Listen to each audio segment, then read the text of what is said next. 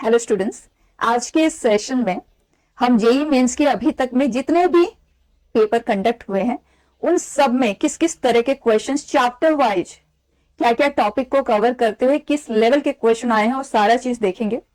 और उसको रिलेट करते हुए हम कुछ ऐसे भी प्रेडिक्ट कर सकते हैं कि आगे आने वाले शिफ्ट में उस चैप्टर के किस टाइप के क्वेश्चन के आने की पॉसिबिलिटी है।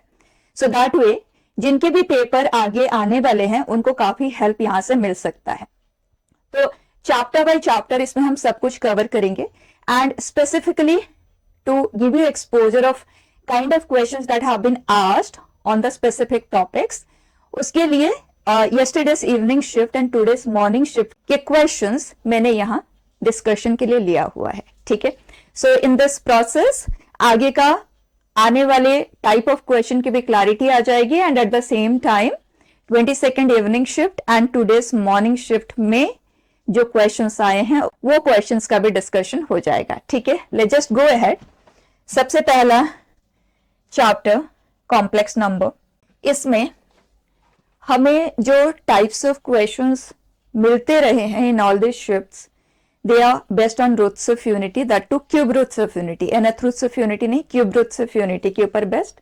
एंड देन इक्वेशन सॉल्विंग, जो इक्वेशन हमने यहाँ पे लिया ही है और हमने सफिशिएंट प्रैक्टिस इस पे किया भी है और ज्यादा कोई यहाँ पे पॉसिबिलिटी है नहीं, और जेईई एडवांस के लिए भी ये टॉपिक काफी इंपॉर्टेंट होता है।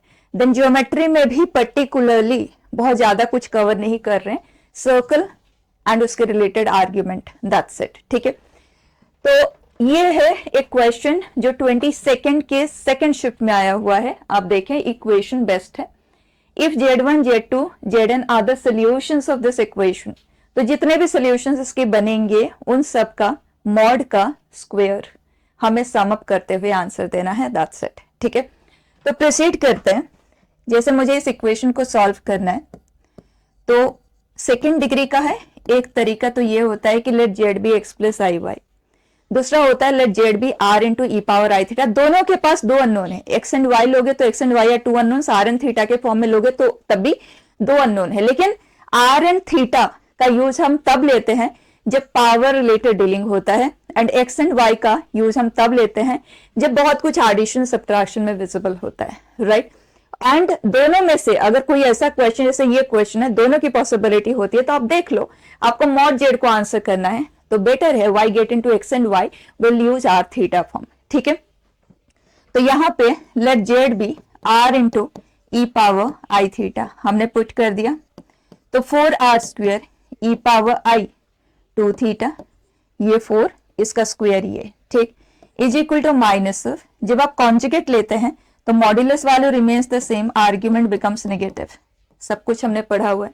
अब इस तरफ जो हमने लिखा है वो एक positive quantity into e power आई, मतलब परफेक्ट लुक में है, यहाँ पे नेगेटिव साइन है, तो आप इमीडिएटली -1 को ई पावर आई पाई या ई पावर माइनस आई पाई से रिप्लेस कर दो, क्योंकि वो आर की जगह पे आने लायक नहीं है, राइट।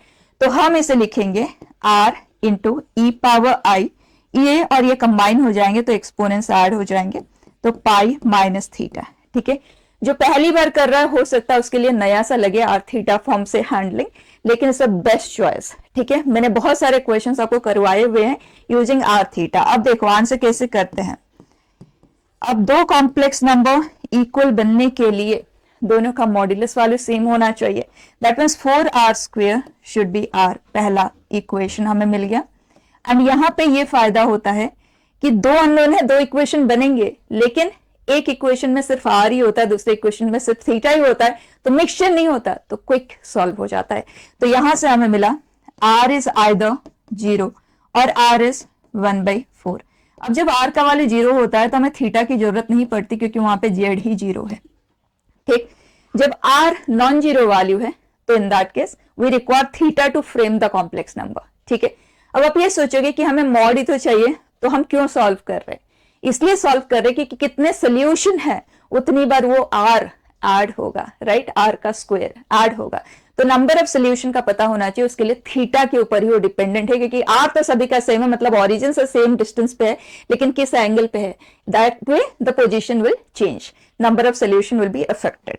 अब ये दोनों इक्वल होने के लिए दोनों के आर्ग्यूमेंट्स भी इक्वल होना चाहिए, और जब हम आर्ग्यूमेंट्स इक्वल कहते हैं तो एक का आर्ग्यूमेंट दूसरा आज इट इज हो जरूरी नहीं है, क्योंकि जैसे π/3 आर्ग्यूमेंट है, मैं उसे 2nπ प्लस π/3 भी तो कह सकती हूँ। तो दे शुड डिफर बाय, तो आप दोनों में से किसी भी एक तरफ 2nπ ऐड कर दो।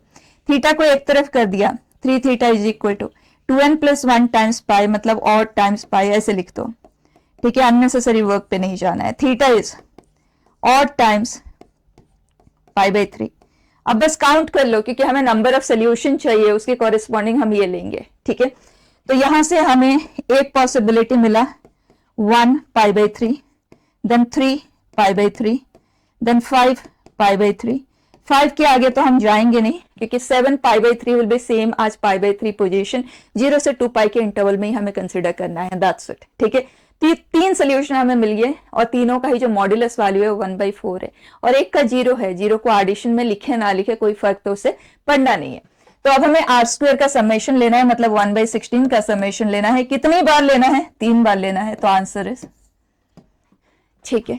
तो ऐसे क्वेश्चन कुछ नए नहीं है हमारे लिए। बस क्या पूछा जाता है, नॉर्मली हमसे नंबर ऑफ सोल्यूशन पूछा जाता है, या उनका real part, imaginary part, modulus, argument, कुछ इस तरह से पूछा जाता है। यहाँ पे आपको मॉड स्क्वायर उसका समेशन पूछा गया है, दैट्स इट। ठीक है, लेकिन ये नया नहीं है।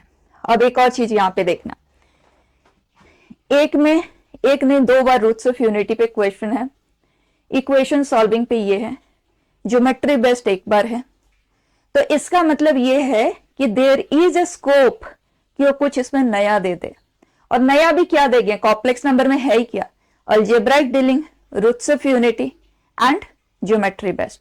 तो अगर ये सारी चीजें आपको क्लियर है ना, तो कोई प्रॉब्लम आएगी नहीं। और ज्यादा कोई चीजें इसमें देते नहीं है। देखो आप, लाइन की इक्वेशन हुई कॉम्प्लेक्स नंबर में, हमसे क्वेश्चन नहीं भी पूछा जाता है, तो बहुत ज्यादा टाइम उसमें इन्वेस्ट करने की जरूरत नहीं है।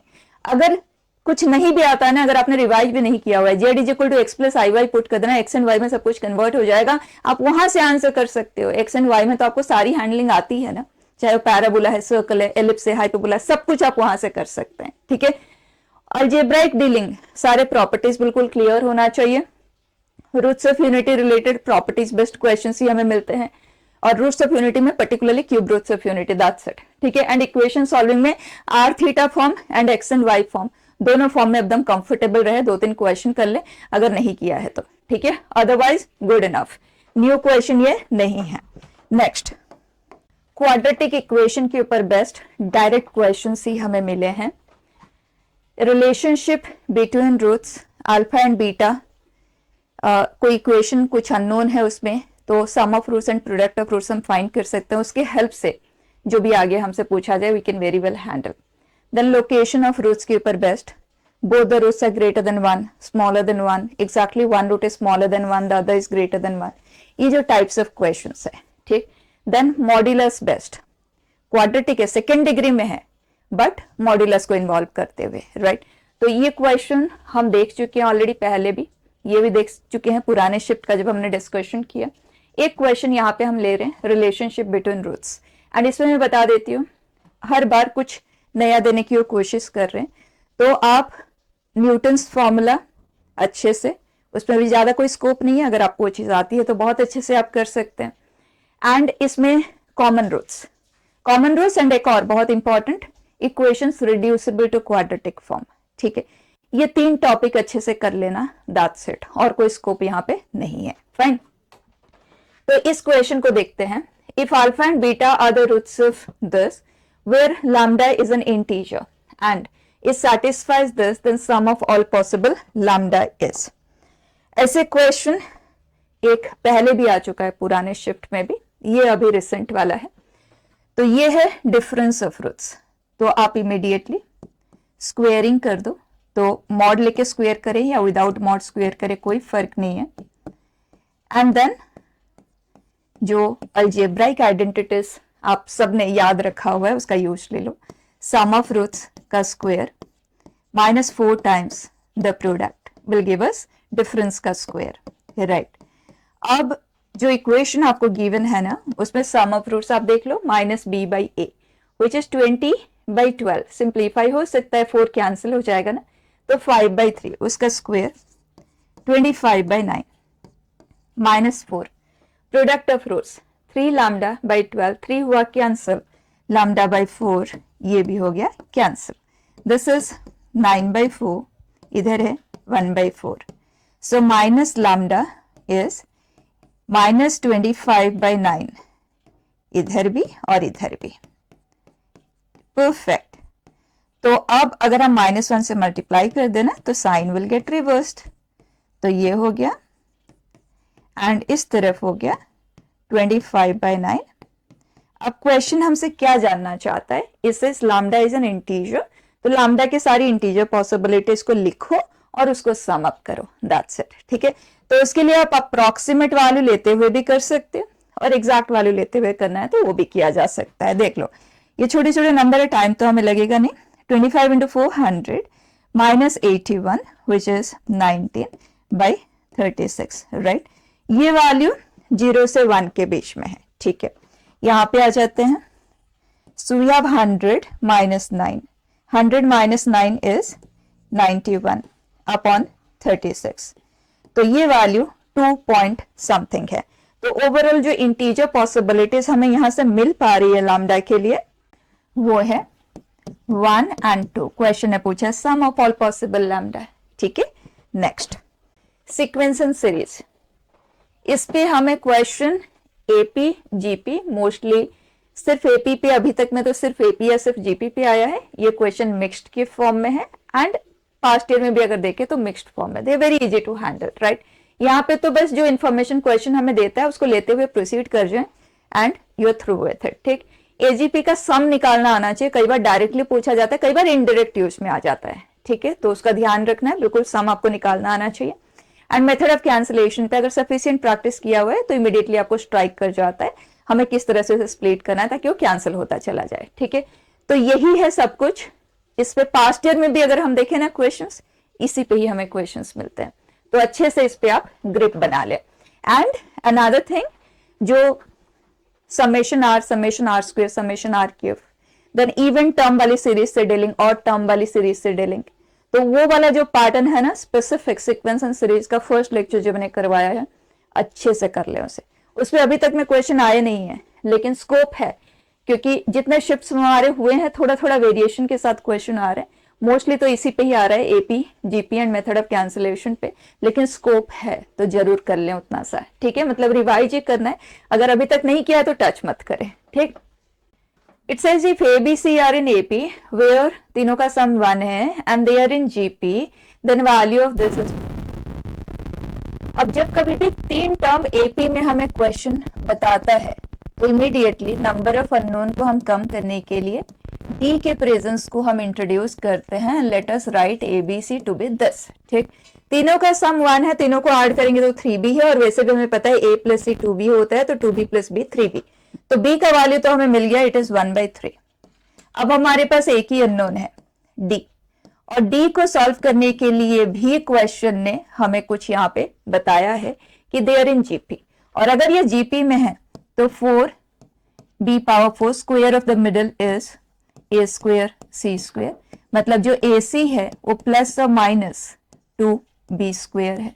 b का वैल्यू हमारे पास ऑलरेडी है, b फॉर अस इज 1/3, तो ये है. अब देखें a इंटू सी मतलब इन दोनों का product which is 1/9 minus d square, तो d square for us 1/9 minus plus 2/9. अगर हम माइनस साइन को लेते हैं तो डी स्क्वायर का वैल्यू नेगेटिव आ रहा है, डी सम रियल नंबर तो रिजेक्ट हो गया. और प्लस साइन के साथ लेते हैं राइट विच इज 1/3, तो डी की पॉसिबिलिटीज है प्लस और माइनस 1/√3. और ऐसे क्वेश्चन में हमेशा 2d हमें प्लस माइनस वाले मिलते हैं क्योंकि रिवर्स भी हो जाता है. जैसे d को आप प्लस लोगे ऐसे असेंडिंग होगा तो माइनस लेने के बाद वो डिसेंडिंग, बस रिवर्स ऑर्डर में यही 3 नंबर मिलते हैं. तो कोई भी एक d को आप लेते हुए आगे बढ़ जाओ फर्दर जो भी हमें फाइंड करना है, राइट. तो we have value of b, we have value of d, हमें ये फाइंड करना है. And we know this is b minus d का square plus b square. End में वैल्यू पुट करना, अननेसेसरी एक्स्ट्रा वर्क पे नहीं जाना. ये फाइंड करके हमें 9 टाइम्स करना है और बच्चा हमें पता है x plus Y whole square plus X minus Y whole square is 2 times of X square plus Y square. तो ये हो गया 2b square plus 2d square, b square add हुआ तो 3b square plus 2d square 9 times. और बस हमें यही फाइंड करने के लिए क्वेश्चन कह रहा है। एंड बी स्क्वेयर, बी 1/3 है तो ये हुआ 1/9, डी स्क्वेयर हमारे लिए 1/3 है, ये कैंसिल हुआ, this is 1, so it is, कोई मेहनत नहीं है। ठीक है, नेक्स्ट चैप्टर इज मैट्रिसेस। इसमें के का डेट वैल्यू, लास्ट शिफ्ट में क्वेश्चन था, सब कुछ बच्चों ने सॉल्व कर लिया, 4a डेट वैल्यू ऐसे कुछ क्रिएट हो रहा था, उसको इग्नोर करते हुए जो 4 है K A det value is K power N into det value of ले ए। लेकिन अगर हम अटेंशन नहीं देते तो कई बार हम इसे बस K times of det value of ले ए लिख लेते हैं, तो थोड़ा सा अटेंटिव रहना है यहाँ पे। देन एडजॉइंट के डेट वैल्यू पे हमें क्वेश्चन मिलते हैं, that is det A power n minus 1, और अगर एडजॉइंट m टाइम्स लिया जाता है det A power n minus 1 whole power m। ठीक, देन a पावर n का फाइंडिंग किस तरह से करते हैं, we write a matrix to be i plus another matrix b नाम दे दो, और उसके बाद a power n low, binomial expansion use करते हुए प्रोसीड कर जाओ। देन सिस्टम ऑफ इक्वेशन, यही टॉपिक है हमारे जिन पे अभी तक क्वेश्चंस आए हैं, लेकिन हर बार कुछ कुछ वो एक्सपांड कर रहे हैं, तो बेटर है कि आप इनवर्स को भी अच्छे से रिवाइज कर लें, मल्टीप्लीकेशन को, and adjoint and inverse related सारे प्रॉपर्टीज को, फिर कुछ छूटेगा नहीं। ठीक है, ये जो रिसेंटली आया हुआ क्वेश्चन है सिस्टम ऑफ इक्वेशन के ऊपर बेस्ट है। यहाँ लैंग्वेज का इंटरप्रिटेशन थोड़ा सा हमें डिफरेंट लग रहा है, तो ध्यान से पढ़ना। ये सिस्टम ऑफ इक्वेशन में n एक अननोन है, और हमें क्वेश्चन कह रहा है let n be number on a die thrown, die मतलब 1 से 6 तक में कुछ है ये n, रैंडमली जो हम डाई को थ्रो किए तो उस पे n आज आउटकम है, with k/6 be the probability of getting a unique solution. तो k एंड n को हमें सॉल्व करना है। अब देखो सारा चीज किसके ऊपर बेस्ट है, यूनिक सोल्यूशन। और कोई सिस्टम के पास यूनिक सोल्यूशन कब आता है, जब coefficient determinant value non zero हो। तो लिख लेते हैं 1 minus n 1 1 minus of n minus 2 n plus 1 0 x का coefficient, and this we want it to be non zero. अब एक्सपांड कर देते हैं with the help of first column. So we get minus n plus 2 minus n square plus 1, then minus 1 into minus n plus 1, right? We want it to be non-zero. फटाफट पहले solve करते हैं इसे। तो ये है minus 2n plus 1 and we have minus n square minus n plus 2n combine कर लेते हैं, so we get n and we have 2 plus 1 minus 1, so it is minus 1 से हम पूरे इक्वेशन को मल्टीप्लाई कर लेते हैं, we have this। हमें ये जीरो नहीं चाहिए तो इसके फैक्टर्स बना लेते हैं, we have n minus 2 into n plus 1, we do not want it to be zero, that means n हमारे लिए 2 नहीं होना चाहिए, minus 1 नहीं होना चाहिए। एंड n क्वेश्चन ने क्लियर कर दिया कि ये नंबर ऑन ए डाई है, मतलब 1 से 6 तक में ही होगा, एंड 1 से 6 तक में ये तो रिजेक्ट ही हो गया, एंड 2 नहीं हो सकता। इसका मतलब जो हमें यहाँ पे कंसिडर करना है 1 से 6 तक के आउटकम में बस 2 नहीं एक्सेप्ट करना है, इसका मतलब 5 are favourable for unique solution, so probability is 5/6। तो k का वैल्यू तो हमें मिल गया, it is 5। Then it says all possible values of n, all possible values of n क्या है, 1 3 4 5 6, बस 2 को नहीं लेना है। Then question says sum of k and all possible value of n, मतलब इनका sum question is asking us। ठीक है, so 1 this is 7 7 14 19, so it is 24। ठीक है, मेहनत नहीं है। अदरवाइज पास्ट ईयर में अगर हम देखें सिस्टम ऑफ इक्वेशन पे क्वेश्चन होते हैं तो थोड़ा सा तो वो हमसे काम करवाता है, यहाँ पे कोई मेहनत नहीं है। Next PNC and probability. PNC पे क्वेश्चंस थोड़े से कम हैं, लेकिन जो भी है एकदम डायरेक्ट है। जैसे ये जरूर चेंज हुआ है, लेटर्स का जो कॉम्बिनेशन है वो जरूर चेंज हुआ है, लेकिन नया नहीं है। PYQs कई बार हमें मिल जाएंगे, है ना, मैथमेटिक्स वर्ड पे, जेईई मेन एडवांस दोनों में है, इंटरमीडिएट पे, इस तरह से डिफरेंट वर्ड्स पे 4 लेटर वर्ड्स का फॉर्मेशन। ठीक है, ये अभी हम डिस्कस करेंगे, लेकिन जो क्वेश्चंस हमें मिलते हैं प्रोबेबिलिटी पे रिलेटिवली ज्यादा है इस year compare to permutation and combination, and probability पे occurrence of something happening at least once उस पर ध्यान देना है। एटलीस्ट एंड एटमोस्ट बोलने और लिखने के लिए होता है, कैलकुलेशन के लिए एग्जैक्ट चीज चाहिए होती है। तो अगर हमें probability of at least one occurrence चाहिए, that is total in probability is 1 minus not happening, probability of that thing not happening. जैसे if I talk about a die is rolled 3 times, probability of getting at least 1 6, तो 1 minus probability of no 6, 0 times 6, so it is first में 6 नहीं आया, मतलब 1 से 5 तक कुछ आया, probability is 5/6, सेकेंड में भी 6 नहीं आया, थर्ड में भी 6 नहीं आया, ठीक है। और probability distribution पे भी बहुत ज्यादा क्वेश्चन हमें मिल रहे हैं and that's so easy to handle, ठीक है। अब आते हैं इस क्वेश्चन पे, number of 4 letter words possible using the letters this. तो इमीडिएटली आप कैटेगराइज कर लो, हमारे पास P Q R U ये चारों एक एक बार ही है, ठीक, 1 each। Then we have S twice, V twice, T thrice। Sum up करके एक बार देख लेते हैं, 4 5 6 7 8 9 10 11, 1 2 3 4 5 6 7 8 9 10 11, कुछ मिस ना हो, ठीक है। And then question is 4 letter words हमें चाहिए। तो सबसे पहले तो हमें ये देखना होगा कि 4 लेटर कैसे लेना है, मतलब are all 4 distinct, 2 identical, 2 are distinct, कैसे वाले। तो सारे पॉसिबिलिटीज को हमें सम अप करना होगा, तो सारे केसेस ले लो। इसको वैसे हम इक्वेशंस के बेस पे भी करते हैं मल्टीनोमियल अप्रोच से, बट दैट कंज्यूम्स टाइम। ये बहुत स्ट्रेट फॉरवर्ड है, तो इसी पे ही हम स्टिक करेंगे। तो case 1, all the 4 letters are distinct, all 4 are distinct, ठीक। केस 2, देखो 3 distinct 1 identical does not make sense. Identical मतलब कंपैरिजन में होना चाहिए, तो एटलीस्ट 2 तो होना चाहिए। तो next case will be 2 are distinct and 2 are identical, 2 2, right? Then 2 are identical of one kind, 2 are identical of one kind and 2 are identical of the second kind, ठीक। And then 3 are identical and 1 is different, right? 1 is different। and एक और case होता है 4 identical, लेकिन हमारे पास 4 identical object किसी category का है ही नहीं, तो केस हमारा क्रिएट ही नहीं होगा, ठीक। अब एक एक केस के कॉरेस्पॉन्डिंग आंसर लिखते जाते हैं। फर्स्ट केस में सबसे पहले तो 4 डिस्टिंक्ट लेटर का सिलेक्शन करेंगे, फिर हम उन्हें अरेंज करेंगे इन 4 फैक्टोरियल वेज, ठीक है। सो सबसे पहले सिलेक्शन, तो डिस्टिंक्ट की पॉसिबिलिटी हमारे पास कितनी है, 1 2 3 4 5 6 7, 7 में से सिलेक्ट एनी 4 एंड अरेंज, या आप डायरेक्टली 7P4 भी कह सकते हो, ठीक है। Next is 2 distinct and 2 identical. सबसे पहले आइडेंटिकल को आप चेक कर लो, क्योंकि आइडेंटिकल में लिमिटेशन आ जाती है।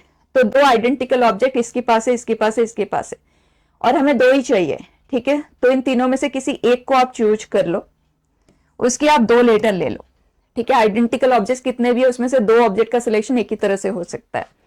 तो हमने डिसाइड किया, ले सपोज मैंने वी को डिसाइड किया, तो मैंने 2 वी ले लिया, ठीक।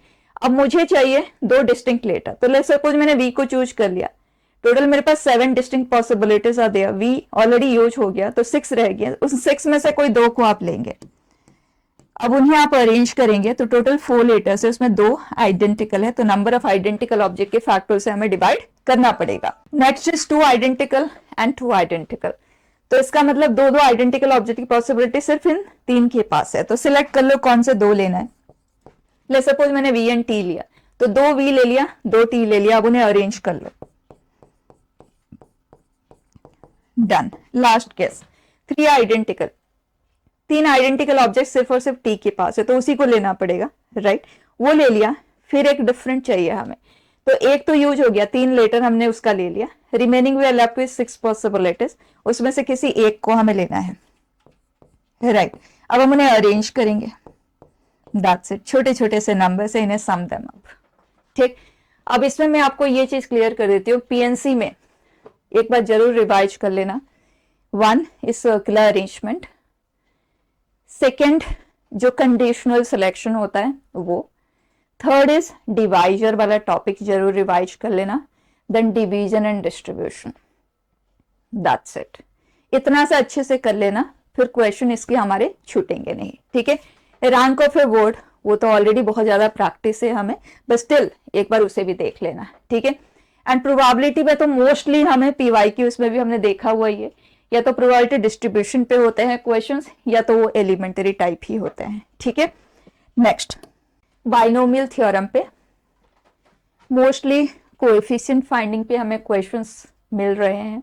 एनसीआर की प्रॉपर्टीज के ऊपर बेस्ड क्वेश्चन जैसे ये भी है, एंड प्रीवियस शिफ्ट्स में भी हमने देखा। Then exponent of a prime in N factorial, वैसे तो ये बाइनोमियल थ्योरम का नहीं है, ये एलिमेंट्री मैथ्स ही है, आप पीएनसी के साथ भी इसे इंक्लूड कर सकते हैं, डायरेक्ट फॉर्मूला बेस्ड। ये इस पे भी हमें क्वेश्चन मिला है, तो ये तो डायरेक्ट फॉर्मूला है, मेहनत कुछ करना ही नहीं है। इसके साथ आप exponent of a composite number in any factorial उसे भी जरूर चेक कर लेना, ठीक।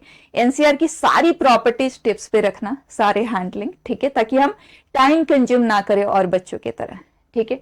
एंड एनसीआर की जो स्पेसिफिक सीरीज होती है वो लिस्ट आपको दिया हुआ है, उसे जरूर एक बार रिफ्रेश कर लेना। एंड कोएफिशिएंट फाइंडिंग आपको आता ही है। इसके अलावा एक बार आप डिविजिबिलिटी, रिमाइंडर फाइंडिंग, वो वाला टॉपिक कर लेना, दैट्स इट, फिर इसमें ज्यादा कुछ नहीं मिलेगा। एंड कोएफिशिएंट फाइंडिंग में अभी तक में तो हमें बाइनोमियल पे ही क्वेश्चन मिला है, तो 2 बाइनोमियल का प्रोडक्ट एंड ट्राइनोमियल, ये चीज भी आप जरूर अच्छे से कर लें, ठीक है। अब इस क्वेश्चन को देखें, हमारे पास NCR अपॉन R+1 वो पैटर्न है, लेकिन कंप्लीट नहीं है, पार्शियल है, और वो पार्शियल भी मिडिल के अबाउट एक तरफ का है। तो इस तरह के क्वेश्चन की हैंडलिंग आपको बताया हुआ है। एक तो होता है इंटीग्रेशन प्रोसेस, और दूसरा होता है, यहां देखो आप, ये 50 है, उसका नेक्स्ट नंबर है, तो हम इसे रिमूव कर सकते हैं, बहुत इजीली कर सकते हैं, क्योंकि हमने पढ़ा है कि NCR अपॉन R+1 अगर है, तो मैं इसे ऐसे लिख लेती हूँ, ठीक। तो न्यूमरेटर में सिर्फ n+1 की हमें जरूरत है। अगर हमने n+1 से मल्टीप्लाई कर दिया और साथ में डिवाइड भी कर दिया, तो ये पूरा चीज मिलके ना बच्चा n+1 से R+1 क्रिएट करता है, एंड 1/n+1 तो है, राइट। अब अगर आप देखो तो ये कांस्टेंट है, R वेरी करेगा, और ये हम कितना इजीली इवैल्यूएट कर सकते हैं, ठीक। तो आप यहाँ यहीं पे आ जाओ स्ट्रेट अवे, 101 C 51 एंड 1/101 तो सभी के पास होगा, उसे हमने बाहर मूव कर दिया, and 101 C 52 and so on, last में 101 C 101, राइट। अब आप देखो, अगर n का वैल्यू 101 होता है तो बाइनोमियल कोएफिशिएंट्स ऑफ एक्सपेंशन में 102 होते हैं, और ये अगर आप देखें 102 मतलब 51 इधर 51 इधर, अगर एग्जैक्टली हाफ या हम इसे ब्रेक कर दें तो ये बाद वाला 51 है, और हमें ये भी पता है कि equidistant coefficient from either side are equal in value, right. तो first from the beginning, first from the end, 101 C0 is 101 C 101, तो बाय दैट इधर से 51 लो या इधर से 51 लो, दोनों का सम सेम होता है। तो अगर ये S है तो ये भी S है, तो 2S इज 2 पावर 101, तो S इज 2 पावर 100, डायरेक्टली आपको याद रखने के लिए भी बताया हुआ है। So this comes out to be, ठीक है, मेहनत नहीं है, फाइन। Next, trigonometry. ट्रिग्नोमेट्री पे क्वेश्चन या तो इक्वेशन बेस्ड होते हैं, इक्वेशन में डेप्थ तो है लेकिन जेई मेन के हिसाब से नहीं है, डायरेक्ट क्वेश्चंस होते हैं। देन आइडेंटिटीज बेस्ड सिंप्लीफिकेशन, सारे आइडेंटिटीज का लिस्ट सामने रखो, एक बार रिफ्रेश कर लो, कुछ भी नया नहीं है, these are straightforward questions, ठीक है। एंड ट्रिग्नोमेट्री में वैसे भी जेई मेन में अगर आप लास्ट फ्यू इयर्स देख ले तो कुछ भी उसमें आपको ज्यादा पूछा ही नहीं जाता है, ठीक। तो एक क्वेश्चन यहाँ पे आप देखें, if alpha is 0 to π/3, beta is 0 to π/4, satisfying this, ये कंपाउंड एंगल बेस्ट है। cos of alpha plus beta is this, sin of alpha minus beta is this, we are supposed to find this, ठीक। तो आप immediately ये देखोगे कि ये 2 alpha और हमारे पास इंफॉर्मेशन इन 2 एंगल का है, और इन दोनों का सम ही 2 अल्फा होता है। तो क्वेश्चन आपको इनडायरेक्टली ये पूछ रहा है कि अगर आप इसे A कंसिडर करते हो और इसे B कंसिडर करते हो तो tan of A plus B क्या आएगा, राइट। उसी को हमें फ्रेम करना है, और हमें पता है this is tan A plus tan B, क्योंकि इसे फ्रेम करना है तो हमें किन चीजों की जरूरत पड़ेगी वो चीज तो क्लियर होनी चाहिए। तो tan A into tan B, done. और हमारे पास A एंगल का cos का वैल्यू है एंड B एंगल के लिए साइन का वैल्यू है, और हमें तो tan क्रिएट करना है ना वहां से, ठीक। तो किस तरह से क्रिएट होगा उसके लिए आप देखो, जो A एंगल है वो अल्फा प्लस बीटा है, अल्फा 0 से π/3 में है एंड बीटा 0 से π/4 में है। तो अगर हम अल्फा प्लस बीटा की बात करें तो ये 0 से इन दोनों को हम सम अप कर देते हैं तो 7π/, तो ये सेकेंड क्वाड्रेंट तक जाने की पॉसिबिलिटी है। और कॉस का वैल्यू नेगेटिव गिवन है, मतलब ये जो कोई भी एंगल है वो सेकेंड क्वाड्रेंट वाला एंगल है। ठीक है, तो हम tan अब यहीं से फ्रेम कर लेते हैं। सेकेंड क्वाड्रेंट में tan होगा negative, right. PV and S से वैल्यू ले लो, this is B, this is H. So P for us is 100 - 1 का square root which is 99। Done. So ये है स्क्वायर रूट के साथ है, ध्यान देना, अपॉन 1, जिसे हम सिंप्लीफाई करके ऐसे लिख लेते हैं। फाइन, tan का वैल्यू आ गया। अब हमें अल्फा माइनस बीटा पे चलना है, तो जब हम अल्फा माइनस बीटा लेंगे, लिस्ट में से हाईएस्ट सब्ट्रैक्ट कर दो तो लोएस्ट पॉसिबिलिटी मिलेगा, एंड हाईएस्ट से लोएस्ट सब्ट्रैक्ट करोगे तो ये, राइट। अब ये फोर्थ से फर्स्ट तक की पॉसिबिलिटी है एंड साइन पॉजिटिव है, तो ये एंगल जो कुछ भी है फर्स्ट क्वाड्रेंट वाला है। तो बी एंगल फर्स्ट क्वाड्रेंट का है, तो tan B will be positive, right. अब हमें PB एंड S से इसका वैल्यू कैलकुलेट कर लेना है। So this is P, this is H। So B for us is 64 - 9 which is √55। तो ये आ गया 3/√55 ओवर। अब यहाँ पे पुट कर देते हैं tan A which is -3√11, tan B 3/√55, okay, upon 1 minus, तो 2 माइनस से हो गया प्लस 3√11 इंटू 3/√55। डन। अब यहाँ पे हम लेते हैं LCM, सो वी गेट ये, इसको मैं पहले लिख लेती हूँ 3 and then this into this, 3 overall common ही ले लेते हैं। सो वी हैव 1 माइनस √11, यहाँ से √11 11√5 क्रिएट किया। ठीक, अब यहाँ पे हम एलसीएम ले रहे हैं ना, तो √55 प्लस 9√11, इन दोनों के पास √11 का प्रेजेंस है, और वैसे भी जिस तरह से हमें इसे प्रेजेंट करना है √11 हमें दिख ही रहा है, तो कॉमन ले लेते हैं। तो 3/√11 and then 1 minus 11√5 and denominator में है √5 प्लस 9। अब कंपेयर करते हैं, 3 है 1 है तो r इज 11, ओके, √11 है, s प्लस √5 तो s इज 9। क्वेश्चन कह रहा है r प्लस s का वैल्यू क्या है। मेहनत है क्या, नॉर्मली हम सोचते हैं ट्रिग्नोमेट्री मतलब लॉट टू डू, अगर ऑर्गेनाइज्ड होके करें। ठीक है, नेक्स्ट स्टैटिस्टिक्स पे मीन मीडियन मोड पे क्वेश्चन वैसे भी कम मिलता है, और लेकिन पता तो होना चाहिए मोड भी। ठीक है, मीन मीडियन मोड रिवाइज कर लेंगे, standard deviation, variance, mean deviation, और इनके जो शॉर्टकट्स होते हैं उतना, और यही सब कुछ है सच देखे तो। Mean deviation with respect to any random value, mean deviation with respect to mean, with respect to median, with respect to mode. ठीक है, मीन डेविएशन का पता है तो with respect to any value हम लिख ही सकते हैं। इसके सारे फॉर्मूले एंड इन दोनों का जो शॉर्टकट होता है वो चीज बिल्कुल टिप्स पे रखेंगे, मीन का भी शॉर्टकट। ठीक है, ताकि देखिए और आंसर करें। अब इसके रिलेटेड ये क्वेश्चन तो हम डिस्कस करेंगे, लेकिन एक चीज क्लियर कर देती हूँ, स्टार्स में हर शिफ्ट में क्वेश्चन हमें मिल रहा है, अभी तक में तो मिल रहा है, और नॉर्मली जो प्रीवियस ईयर वाले क्वेश्चंस अगर हम देखें थोड़ा बहुत कैलकुलेशन इन्वॉल्व होता ही है, यहाँ पे वो भी बहुत कम है। ठीक है, इस क्वेश्चन को देखें, mean deviation about median for this, तो सबसे पहले तो हमें मीडियन चाहिए, और मीडियन मतलब मिडिल ऑब्जर्वेशन। तो इवन नंबर ऑफ टर्म्स है, तो दो जो सेंट्रल पोजीशन है उन दोनों का हमें एवरेज लेना होता है। तो यहाँ पे कौन से दो वैल्यू का हम एवरेज लेंगे, और वैसे भी अगर आप देखें ये एपी में है, असेंडिंग ऑर्डर में लिखा हुआ है, एपी में है, तो सेंटर में दो पोजीशन आएगा और उसका हम एवरेज लेंगे। Won't that be average of this two? Yes, तो आप डायरेक्टली कह सकते हैं that is going to be 500 point, right. Otherwise भी आपको पता है जब इवन नंबर ऑफ टर्म्स होते हैं तो n/2th observation and n/2 + 1th observation other two middle position, उसका हमें एवरेज लेना है। तो ये आ गया एज द मीडियन। और जब हम mean deviation about the median की बात करते हैं, इट सेज दैट इज 500, तो हम हर एक ऑब्जर्वेशन में से ये सब्ट्रैक्ट करेंगे और उसका मॉड लेंगे, मतलब डिफरेंस, ठीक है, गैप, ये कितना डेविएटेड है इस वैल्यू से, बस वो लेना है।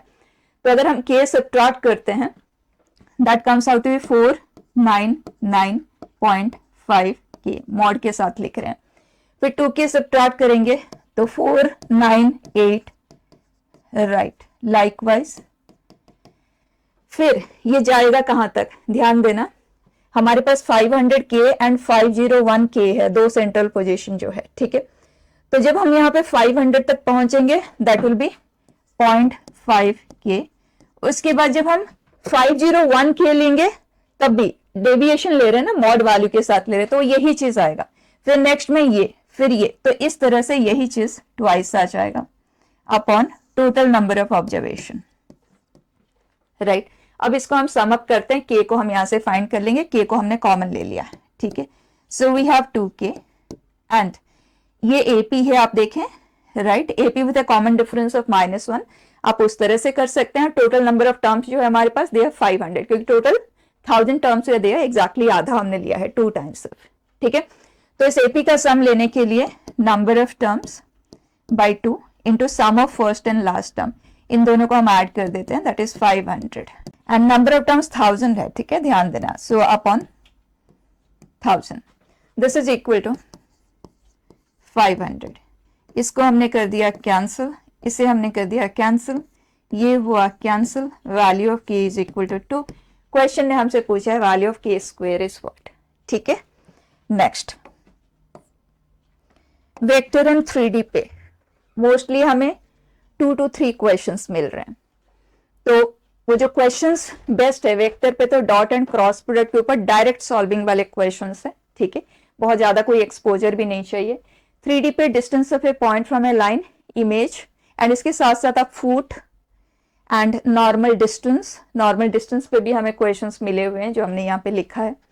And shortest distance between 2 skew lines, distance between 2 parallel lines, condition for coplanarity, वही जो लिमिटेड पॉइंट्स मैंने आपको लिखवाए हुए हैं, उन पॉइंट्स को जरूर रिवाइज कर लें, ठीक है। एंड वेक्टर में collinearity of 3 points, coplanarity of 3 vectors, ये सारी चीजें बिल्कुल टिप्स पे रखें। उसके अलावा कोई यहाँ पे वेरिएशन हमें नहीं मिलेगा, फाइन। अब इस क्वेश्चन को आप देखें, it says late A vector with this, B is this, C is A cross B, D is this, then maximum possible value of this. Maximum value of dot product, हमारे पास जब हम dot product का magnitude लेते हैं ना, तो it is C D cos of the angle between them, right। तो हमें इसे मैक्सिमाइज करना है। थीटा का हमारे पास कोई इंफॉर्मेशन नहीं है, लेकिन D का हमारे पास मैग्नीट्यूड है, तो ये तो है हमारे पास।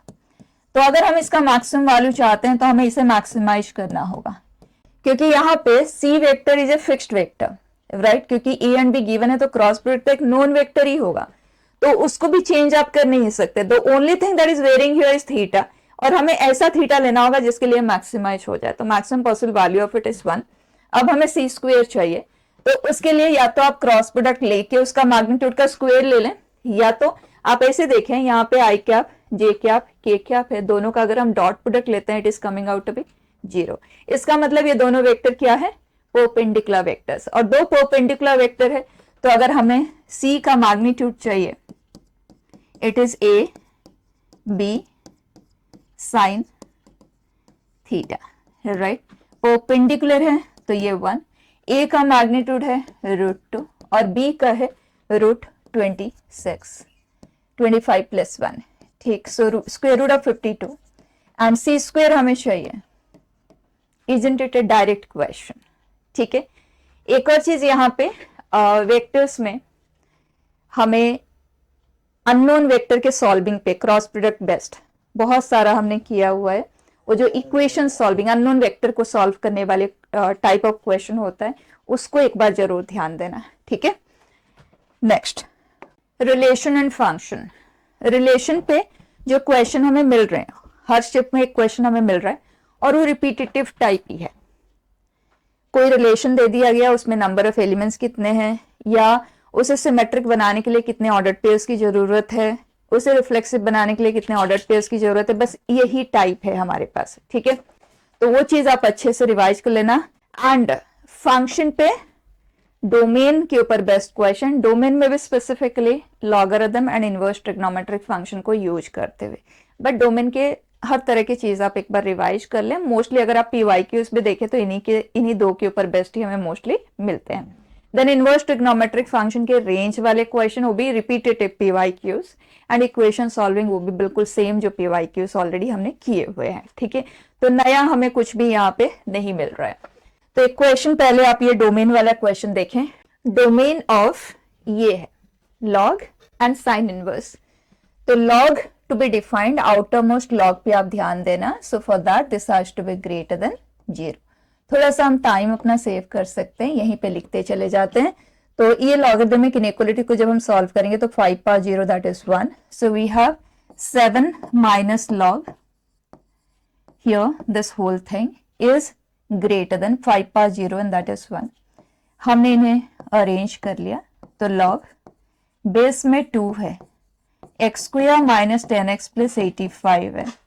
We want it to be lesser than, ठीक है, हमने दूसरी तरफ उसे शिफ्ट किया। 7 माइनस 1 एंड दैट इज 6। अब इसे सॉल्व करेंगे थोड़ा सा केयरफुली। जब भी लॉगरिथमिक इनइक्वालिटी को आप सॉल्व करते हैं और varying part on the lower side आता है तो 2 पावर 6 तो आप लिखेंगे ही, but this has to be greater than 0। Carefully करना है, यहाँ पे हम गलत जा सकते हैं। अब दोनों तरफ को सॉल्व करते हैं। यहाँ इसका डिस्क्रिमिनेंट नेगेटिव है, जब डिस्क्रिमिनेंट नेगेटिव है और a पॉजिटिव है तो this is always is greater than 0। अब इसे सॉल्व करते हैं।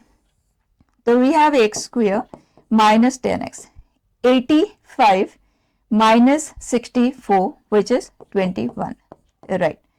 तो लेसर देन 0, तो x आ गया 3 to 7, परफेक्ट। तो ओवरऑल दोनों को सेटिस्फाई करने वाले जो x होंगे वो 3 से 7 में होंगे।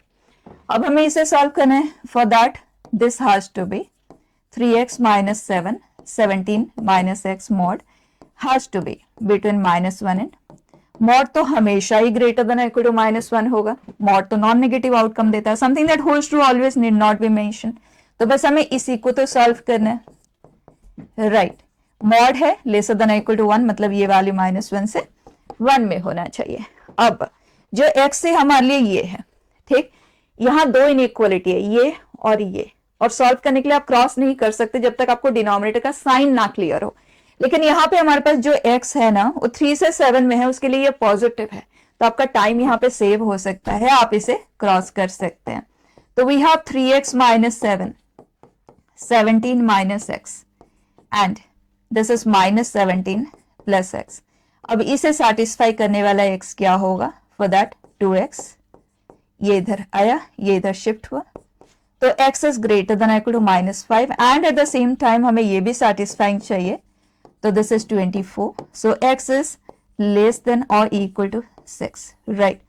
इसे सेटिस्फाई करें मतलब -5 से 6 में होना चाहिए and at the same time इसे भी सेटिस्फाई करें, तो दोनों का अगर आप इंटरसेक्शन लेते हैं तो वो आया 3 to 3, ठीक है। नेक्स्ट रिलेशन पे क्वेश्चन जो अभी वाले शिफ्ट में आया हुआ है। Let R be a relation on A, ये है उसके elements, defined as R as this. Condition बहुत सिंपली दिया जाता है, M be number of elements in R, मतलब हमें इसके ऑर्डर्ड पेयर्स को फ्रेम करना है।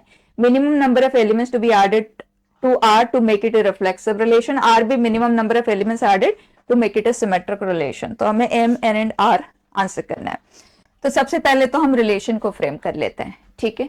So for that y is lesser than equal to -2 -2x।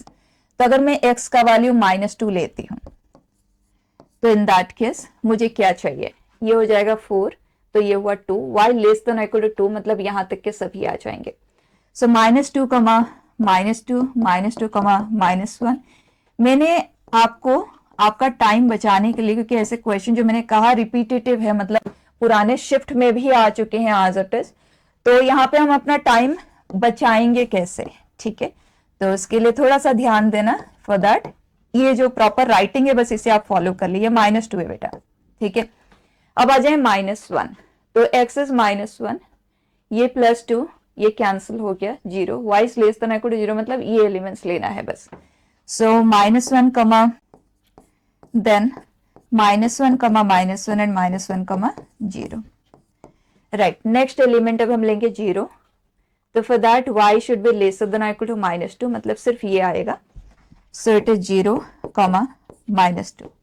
अब अगर हम फर्दर कुछ और लेते हैं ना, जैसे x का वैल्यू हमने 1 लिया तो -4, उससे छोटा और कुछ हमें मिलेगा नहीं, तो इससे फर्दर कोई ऑर्डर पेयर और क्रिएट नहीं होगा। तो total number of order pairs है 1 2 3 4 5 6 7 8 9, तो ये हो गया 9। ठीक, अब ये कह रहा है minimum number of order pairs required to be added, ये m है। ठीक है, to make it a reflexive relation, तो उसके लिए हमें x, x टाइप के सारे होने चाहिए 1 2 3 4 5 6 7। 7 में से आप देखो जिस तरह से मैंने प्रेजेंट करने की कोशिश की ना, उसमें ये पोजीशंस हैं जो x, x वाले हैं, और वो हमारे पास 2 ही हैं। और कितने हमारे पास टोटल होने चाहिए? 7, x, x टाइप का 2 है, मतलब कितने एक्स्ट्रा हमें ऐड करना पड़ेगा? 5। डन। अब सिमेट्रिक बनाना है, डायगोनल के अबाउट दोनों तरफ x, y, y, x। ठीक, हमारे पास एक तरफ अगर आप देखें इस तरफ ज्यादा है ना, तो 1 2 3 4 5 है। ठीक है, तो इसका रिवर्स है, इसका रिवर्स है, तो इसका मतलब 3 है जिनका रिवर्स ऑर्डर पेयर की जरूरत है to make it symmetric. So this value is sum them up.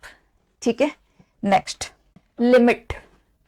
Limit पे एक क्वेश्चन तो हर शिफ्ट में हमें मिल ही रहा है, और मोस्टली 0/0 फॉर्म का है, लेकिन एट द सेम टाइम आप infinity by infinity form, infinity minus infinity, 1 by infinity, ये अच्छे से जरूर रिवाइज कर लेना।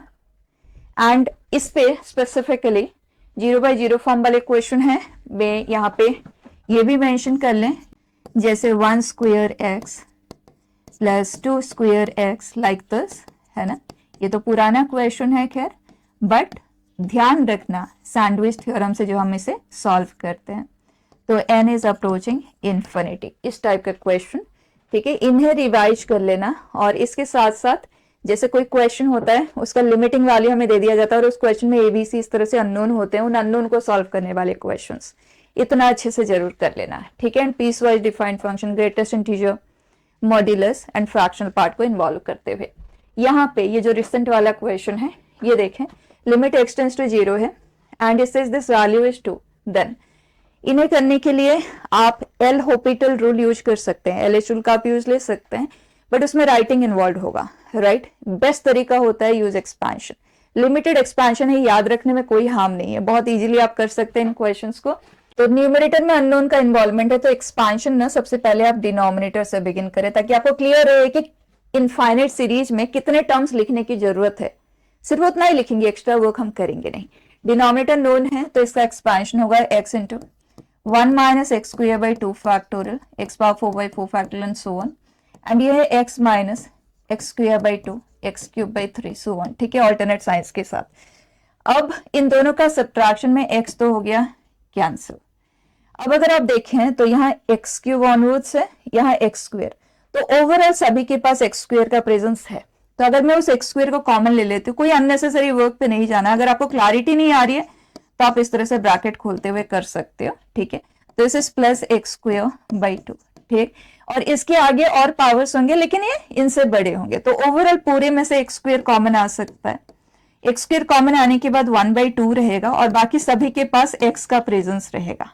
ठीक है, तो जब आप x टेंड्स टू 0 अप्लाई करेंगे, ये ऑलरेडी फैक्टर्स में है ना, और x टेंड्स टू 0 है, तो उस केस में तो ये 1/2 में कन्वर्ट हो जाएगा। नॉन जीरो वैल्यू है, लिमिट में हम इनडिटर्मिनेट फॉर्म से वैल्यू को डिटर्मिन करने की बात करते हैं, तो ये आज फैक्टर प्रेजेंस है, तो आप उसको कैरी मत करो, आप उसका वैल्यू रख दो स्ट्रेट अवे।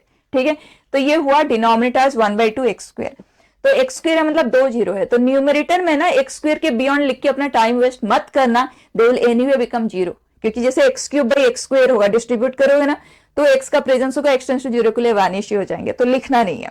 तो ओवरऑल अब हम एक्सपेंशन लिखेंगे 1 plus a minus 1 into x by 1 factorial, a minus 1 upon 2 factorial, that's it, इसके आगे नहीं लिखना है। Then 2 times of 1 minus x square that is b square x square by 2 factorial, done. इसके आगे नहीं लिखेंगे। Then we have c minus 1 into 1 minus x plus x square by 2, done. Denominator में हमारे पास है x square by 2, x square लिखती हूँ, 2 को यहाँ पे लिख देती हूँ, ओवर। बस इतना सा ही काम करना है, अब बस हमें आंसर ही लिखना है। ध्यान देना, जब भी हमारे पास डिनोमिनेटर में x पावर n का प्रेजेंस है, x टेंड्स टू 0 हो रहा है, तो उस केस में अगर जैसे पावर 2 है ना, तो 2 से छोटे पावर यहां नहीं होने चाहिए, होगा तो आंसर कभी भी फाइनाइट आ ही नहीं सकता। हमें आंसर फाइनाइट गिवन है, तो पहला रिक्वायरमेंट है 2 से छोटे पावर सब खत्म हो जाने चाहिए। तो सबसे पहले कांस्टेंट टर्म को आप नोट डाउन करो। कांस्टेंट यहाँ पे है 1, यहाँ पे 2 और यहाँ पे c minus 1। So 1 plus 2 plus c minus 1 which is c plus 2, right. We want that to be equal to 0, तो c का वैल्यू हमें मिल गया -2।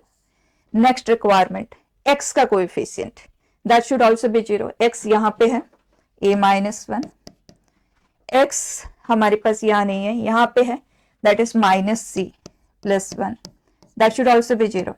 ये -2 है तो ये हो गया +2, ये हो गया cancel, so a is -2। a का वैल्यू हमें मिल गया, c का मिल गया। अब क्लियर है कि ये वाले टर्म हमारे लिए एग्जिस्ट ही नहीं कर रहे हैं, ठीक है। अब इस सिचुएशन में जो आंसर फॉर द लिमिट आता है ना, आंसर फॉर द लिमिट आता है वो एक्स स्क्वायर का कोएफिशिएंट का रेशियो आता है। तो एक्स स्क्वायर का कोएफिशिएंट यहाँ पे ओवरऑल a माइनस 1 का होल स्क्वायर बाई 2, और हियर एक्स स्क्वायर का कोएफिशिएंट यहाँ पे है minus b square, x square का कोएफिशिएंट है c minus 1 by 2, right. And इधर भी 2 है एंड लिमिटिंग वैल्यू इज 2, 2 को क्या cancel, that means we want it to be 1, ठीक। इसमें से हमारे पास c का वैल्यू ऑलरेडी है, a का वैल्यू ऑलरेडी है, पुट कर दें और b स्क्वायर को फाइंड कर लें, दैट्स इट, ठीक है। तो इन तरह के क्वेश्चन में एक्सपेंशन यूज करना, डिनोमिनेटर को सिंप्लीफाई कर लेना। x पावर n अगर है तो n से सारे छोटे पावर, क्योंकि हमें फाइनाइट ही दिया जाता है, तो छोटे पावर सारे नहीं होने चाहिए, otherwise answer can not be finite. And denominator में x पावर n है तो x पावर n का कोएफिशिएंट का रेशियो लिमिटिंग वैल्यू होता है, ठीक। Next, straight line.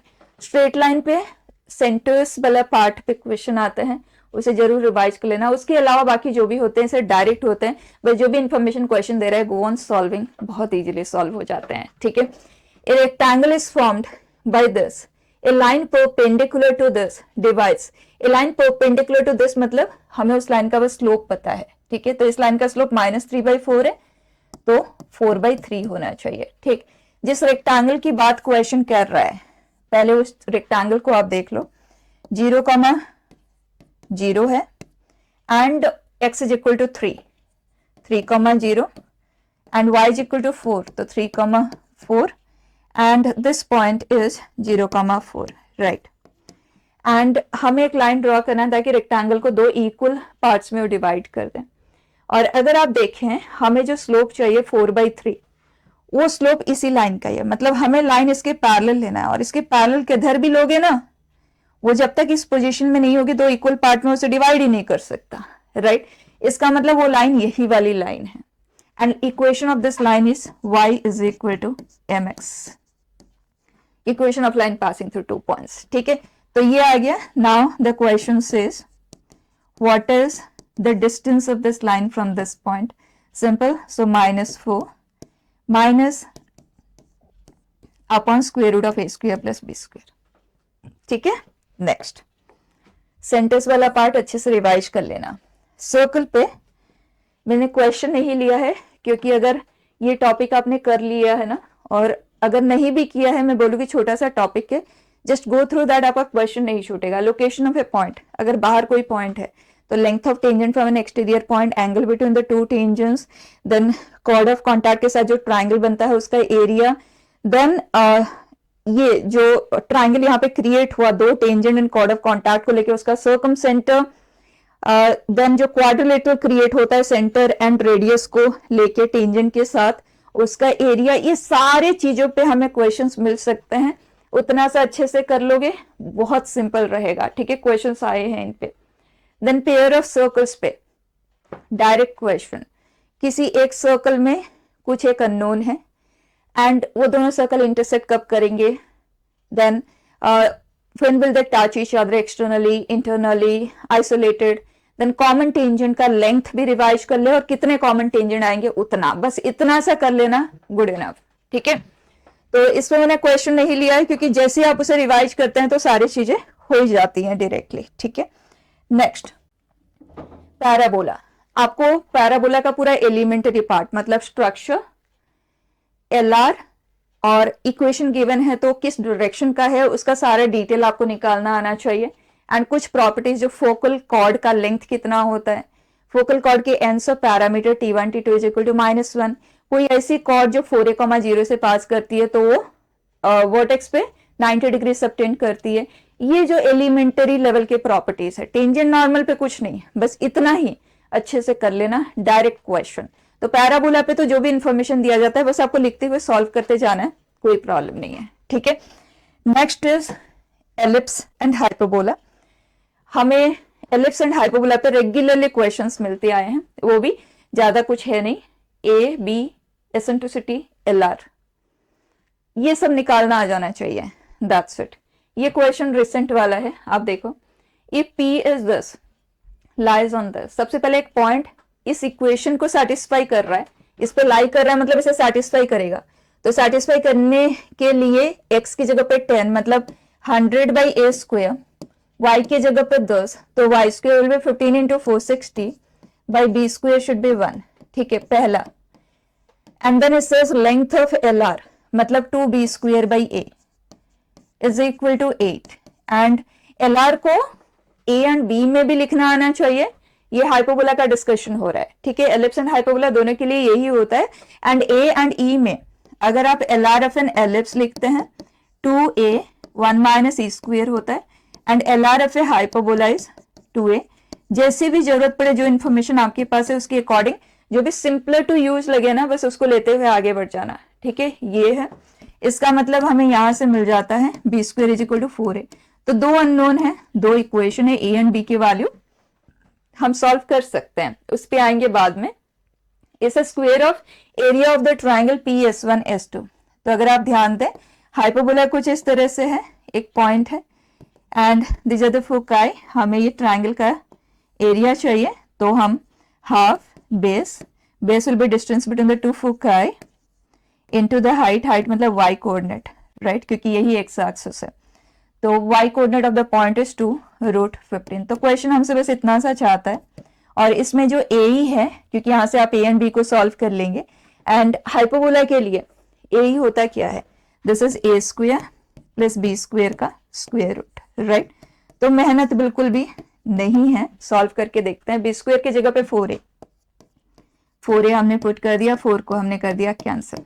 एलसीएम ले लो या a² से पूरे इक्वेशन को आप मल्टीप्लाई कर दो, तो वी हैव दिस, तो a² प्लस 15a माइनस 100, तो क्लियरली 20 एंड 5, राइट। तो a plus 20 a minus 5, a negative तो होगा नहीं, तो a का वैल्यू हमें मिल गया टू बी 5, a इज 5 पुट कर दे, b निकाल ले, दैट्स इट, ठीक है। Next integration. इंटीग्रेशन में ट्रिग्नोमेट्री वाला जो लिमिटेड है ना, बहुत कम नंबर ऑफ आपको स्टैंडर्ड टाइप बताया हुआ है, वो सब कुछ हैंडल करते हैं, उससे जरूर रिवाइज करना है एक एक सब कुछ, ठीक है, क्योंकि पास्ट ईयर में भी ये हमारा डोमिनेटिंग सेक्शन रहा है। और इसके साथ साथ स्टैंडर्ड टाइप में अबाउट 22 स्टैंडर्ड टाइप्स हमने बताए हुए टू हैंडल एवरीथिंग। उस सारे स्टैंडर्ड टाइप्स को आप अच्छे से कर लें। डेफिनेट इंटीग्रेशन में किंग प्रॉपर्टी, शिफ्ट प्रॉपर्टी जिसे हम कहते हैं, उसको आता ही है डीआई में, जब भी हम क्वेश्चन की शुरुआत करते हैं वहीं से करते हैं। Then greatest integer fractional part modulus को इन्वॉल्व करता हुआ डीआई बेस्ट, वहां नहीं रुकना चाहिए। देन इनवर्स ट्रिग्नोमेट्री वाले, ये इतना सा अच्छे से रिफ्रेश कर लो, फिर मैं कह रही हूँ डीआई का क्वेश्चन नहीं छूटेगा। ये अभी वाला जो क्वेश्चन है वो देखो, if alpha is this and this then alpha beta square is what. इससे तो हम डायरेक्टली इंटीग्रेट कर सकते हैं x पावर 4/3 अपॉन 4/3। लिमिट हमें अप्लाई करना है 0 to 64।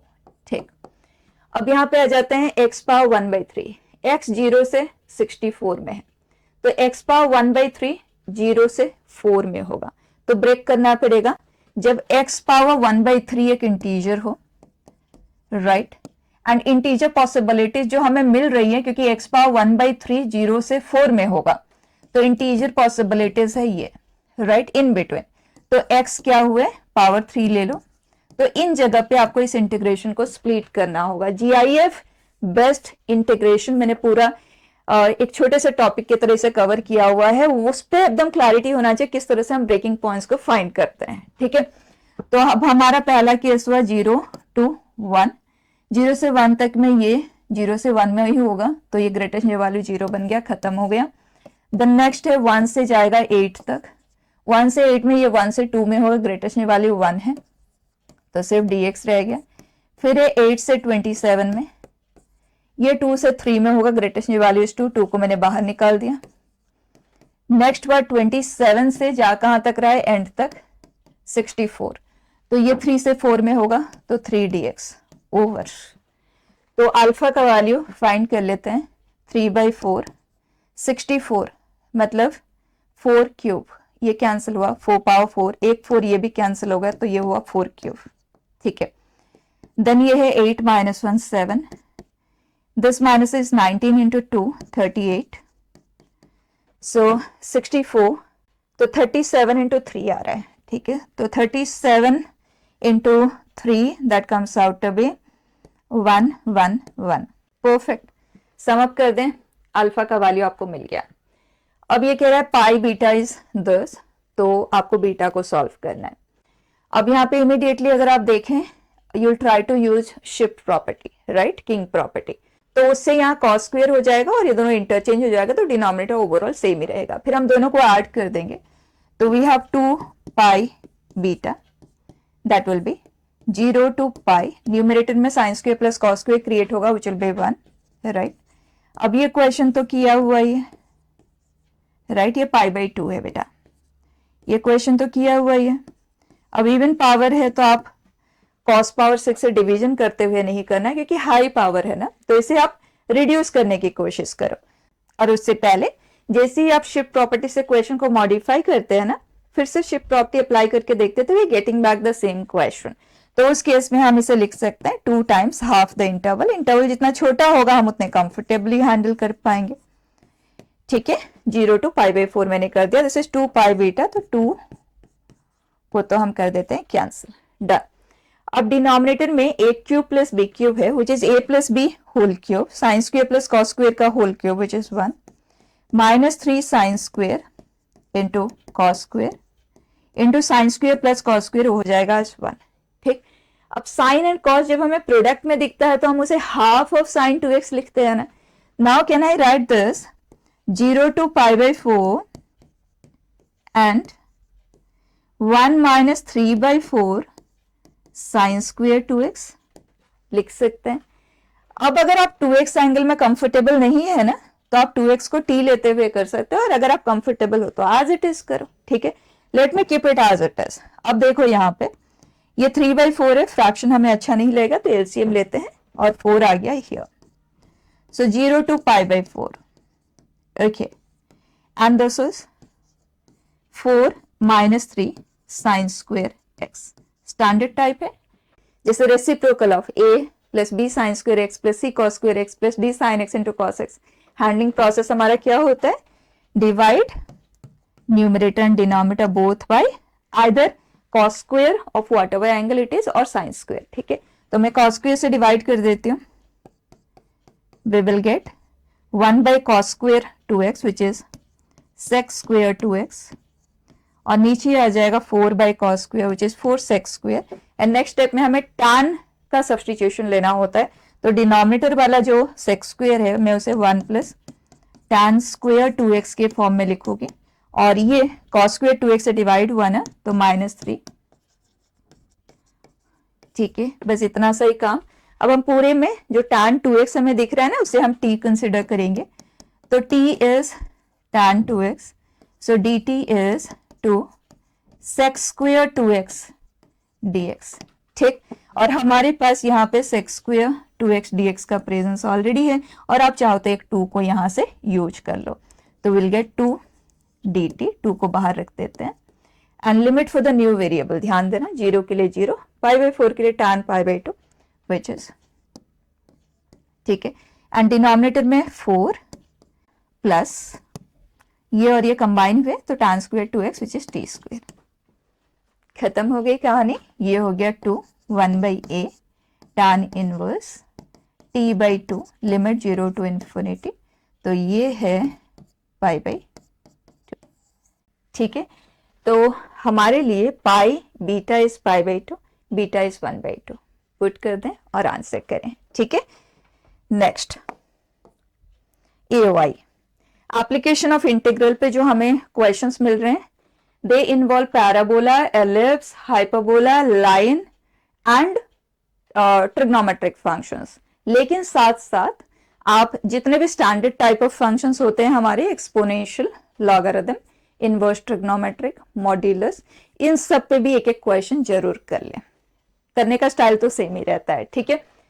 तो एक क्वेश्चन अभी आप देखो, लेट एफ ऑफ एक्स, ये रिसेंट वाला क्वेश्चन है, maximum of sine x and cos x, find area bounded by y is equal to f of x, x axis between this and this. तो सबसे पहले maximum of sine x and cos x, तो sine x हमें लेना है 0 से 3π/2 तक में ही, ठीक है। And cos x here, maximum को हमें आइडेंटिफाई करना है, तो मैक्सिमम इज हियर, ये π/4 है जहां दोनों मीट कर रहे हैं। उससे पहले कॉस है मैक्सिमम, यहां से लेके यहां तक में नीचे भी यही मैक्सिमम ही है, ठीक। ये जो पॉइंट है जहां sine x is equal to cos x होता है, they meet, there tan x is 1, और ये थर्ड क्वाड्रेंट वाला है, तो it is pi plus π/4, that is 5π/4, ठीक है। उसके बाद ये हुआ मैक्सिमम और ये गया। अब हमें इंटीग्रेशन लिखना है, तो सबसे पहले यहां से यहां तक में ये एरिया हमें फाइंड करना है, तो this is cos x dx 0 to π/4। उसके बाद हमें ये एरिया लेना है यहां तक, ठीक है। So it is sine x का इंटीग्रल, इंटीग्रेशन आप डायरेक्टली लिखना चाहो वो भी लिख सकते हो, टाइम आपका बच जाएगा, ठीक है। सो इस π/4 से लेके पाई तक में। उसके बाद ये दोनों बिल्कुल सिमेट्रिकल है, तो 2 टाइम्स करते हो आप इसे लिख लो, ठीक। तो इसे लिखने के लिए अपर माइनस लोअर ध्यान रखना है, ठीक है। तो हमें लेना है 2 टाइम्स लेना है minus of sine x, done. और ये है π/2 5π/4, सिंपल इंटीग्रेशन है, कंप्लीट कर लें, ठीक है। सिर्फ यहाँ पे बोलने का मतलब ये है कि ऊपर है तो जो डी का वैल्यू होता है वही एरिया होता है, नीचे है तो इन दैट केस डी का negative will be the area. बस उतना सा चीज ध्यान रखना, मैक्सिमम मिनिमम को आइडेंटिफाई करना आना चाहिए, और यहाँ पे सिंपल फंक्शन है तो वहां पे भी कोई मेहनत है नहीं, ठीक है। नेक्स्ट बेटा, डिफरेंशियल इक्वेशन पे, variable separable form, homogeneous form, linear differential equation, एकदम टिप्स पे रखे। जो क्वेश्चन आ रहे हैं दे आर वेरी सिंपल, मैंने कोई क्वेश्चन इसलिए नहीं लिया क्योंकि यहाँ पे कुछ करने के लिए है ही नहीं, ओके। और इसमें भी most of the question that we are getting, उन्हें आप मेथड ऑफ इंस्पेक्शन जिसे हम कहते हैं, by converting them into exact differential we can answer them, ठीक है। तो ये चीज नहीं भी पता ना, डोंट बॉदर, ये तो आपको सॉल्व करना आता है, आप कर सकते हैं। उसके बाद डी बेस्ट, जैसे कुछ डिफरेंशियल इक्वेशन ऐसे होता है, F of x right side में भी है, एफ ऑफ एक्स इंटीग्रेशन के अंदर लेफ्ट साइड में भी है। फॉर एग्जाम्पल अभी किसी शिफ्ट में आया था ना, तो ये 1 to x f of t dt is equal to something x f of x plus 6, let's suppose, सिर्फ एग्जाम्पल के लिए मैंने लिया है। तो f को सॉल्व करने के लिए सबसे पहले तो हमें डिफरेंशिएट करना पड़ेगा, और डिफरेंशिएट करोगे तो वापस इंटीग्रेट करके आप f को सॉल्व करोगे क्योंकि यहाँ डेरिवेटिव आ जाएगा, और इंटीग्रेट जैसे करोगे तो इंटीग्रेशन कांस्टेंट क्रिएट होगा। उसे सॉल्व करने के लिए आपके पास कुछ होना चाहिए, तो वो कुछ आपको यहां से मिलेगा, ध्यान देना। f यहाँ पे है ना, तो ये 1 है, तो x एज 1 आप पूरे में पुट करते हैं। तो x एज 1 जैसे हम पुट करेंगे ये वैल्यू आ जाएगा 1 2 1 0, this is 1, so f of 1 plus 6 is 0। तो ये वैल्यू हमें मिल जाता है और ये हमें हेल्प करेगा एंड में उस c को फाइंड करने में। तो सबसे पहले ये करें, उसके बाद डिफरेंशिएट कर दें। डिफरेंशियल इक्वेशन मोस्टली लीनियर या वेरिएबल सेपरेबल फॉर्म में क्रिएट होता है, वहां से आप f ऑफ x को सॉल्व करें, उसमें c आएगा, उस c को सॉल्व करने के लिए ये यूज कर लें, बस कोई और मेहनत नहीं है, ठीक है। So that's it. I think हर एक चैप्टर का हमने थोड़ा सा देखा ही किस किस तरह के क्वेश्चंस है और क्या क्या आपको रिवाइज अगर आप कर लेते हैं तो you can do very well in the coming papers, ठीक है। सो दैट्स इट बेटा, ऑल द वेरी बेस्ट।